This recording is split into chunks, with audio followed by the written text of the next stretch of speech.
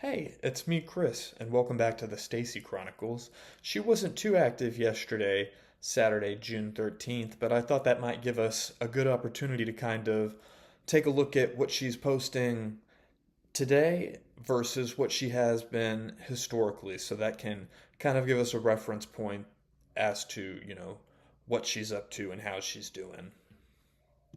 Now, this first clip comes from yesterday, and it's pretty short and succinct, but there's another one that's a number of minutes long that I will be sure to post at the end for you guys.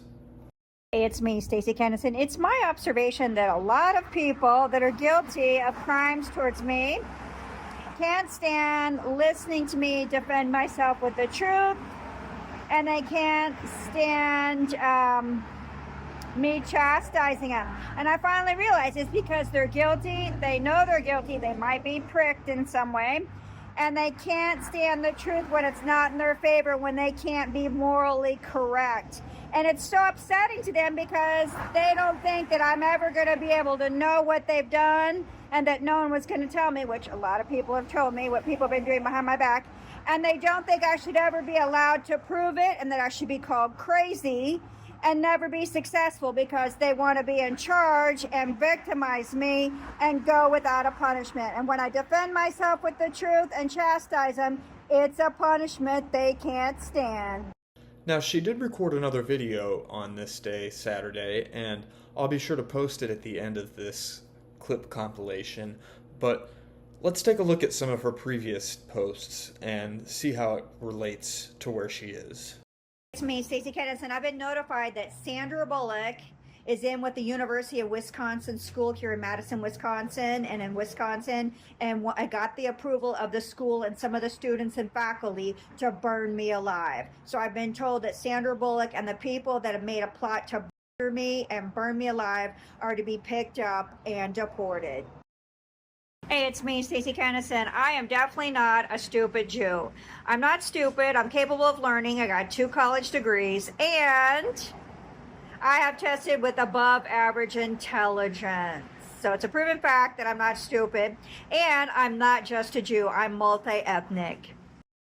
Hey, it's me, Stacy Kennison. Somebody said Barack Obama is in town in Madison, Wisconsin, and he's back underground with a witchcraft crime ring, blaspheming my Holy Spirit with the Brown family. I don't go with black people because the Brown family all agreed to hold me underground and blaspheme me to death and put an evil, stinky demon in me. And the Brown African-American family, Brown family, said that they would get me in the street and kill me, and if I went to New York, to hang me from a tree because I have some family that lives in New York. So I don't have anything to do with African-American people anymore. So we can see that she's been very deeply invested in this idea of a witchcraft crime ring that I would like to explore further in future videos. But for now, I'll let that last clip I had mentioned previously play out. Hey, it's me, Stacy Kennison, talking today about cultural differences. You know, a long time ago, people used to follow me around when I go to restaurants and other places, or they would get next to me. They would sit next to me, church, work, not so much at work, sometimes at work, church, or school, functions I would go to related to school or church.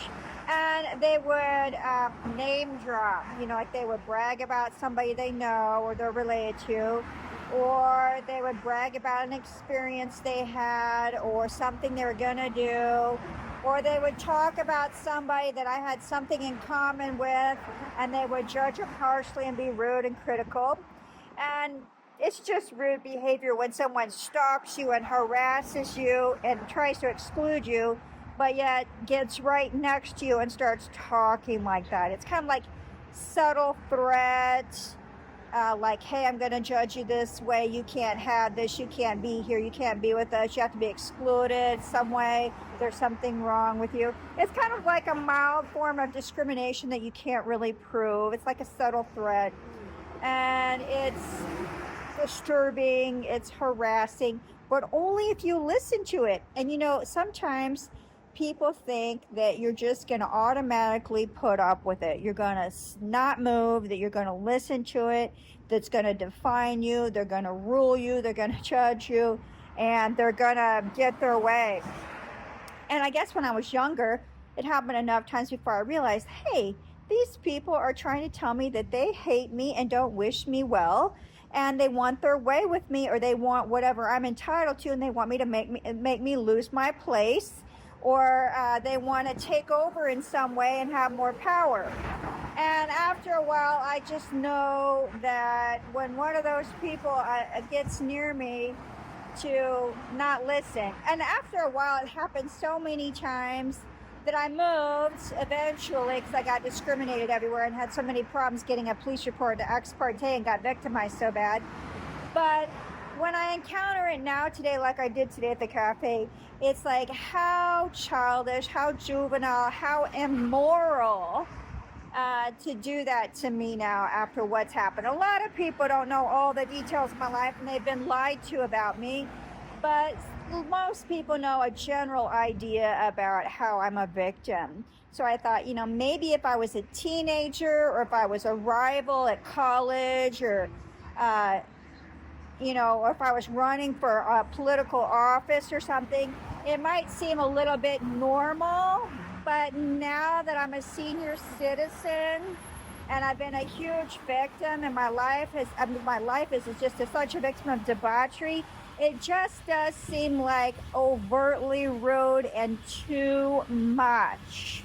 Seems like childish behavior to do something like that to a senior citizen who's had a terrible life and been victimized their whole life. What would they be gaining from that? And automatically you know that they're very immoral people, and like, what else do they do and what else will they agree to do, and what is it that they're getting from it? So it just kind of reminds me of like maybe what a prostitute would do that wanted to move up and that just couldn't seem to work hard enough or have enough skills, education, training, or blessing to make an honest living and wants an easy target. So people, I've been told it's a Southern thing to get around somebody at a restaurant or cafe and start talking like you know them and judging them and like you're ruling them and enslaving them, and that everything that you say is negative and harassing and suggesting evil wishes and trying to dominate the person. It's like sometimes it gets carried away like sadomasochism and dominatrix. So it's kind of something passive aggressive that's kind of evil. But I don't usually listen to it much. It happened today, it caught my attention because I heard them harassing me when they were at the counter. So they were clearly stalking and meant to harass.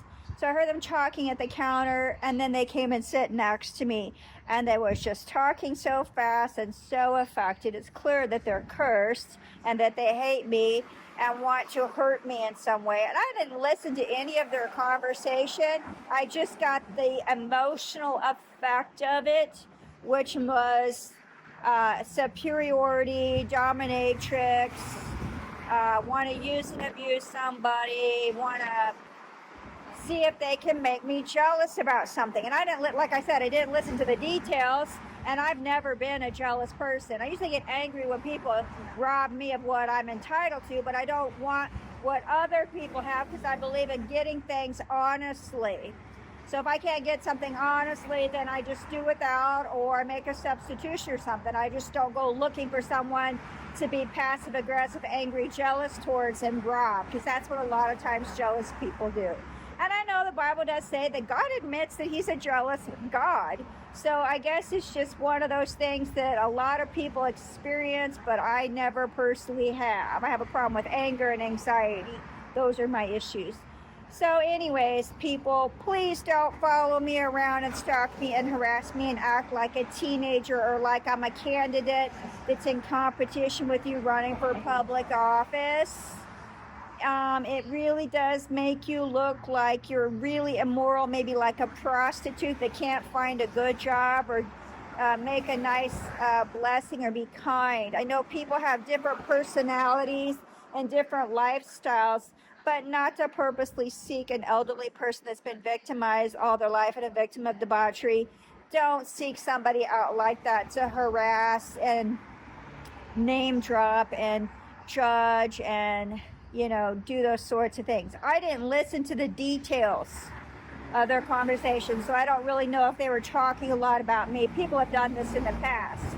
They seem like the type of people that would do that, but for whatever reason, I've just subconsciously screened it out because it just seems like too childish. I just can't get interested when somebody has a certain effect. And of course, what really caused me to screen them out was them harassing me when they were at the counter ordering their drinks or food while I was minding my own business. So I knew they were after me.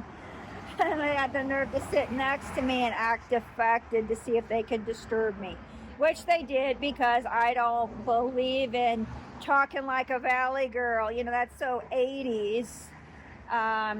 And it just seemed kind of childish for someone that looked like they were in their 30s or 40s. So please, people, don't waste your time trying to upset me, because you know what? Everybody has ears and eyes. Most everybody has ears and eyes, and they can see and hear what you're doing. And it's kind of late now, so God's letting the Holy Spirit make sure people know. So be careful not to make yourself a victim.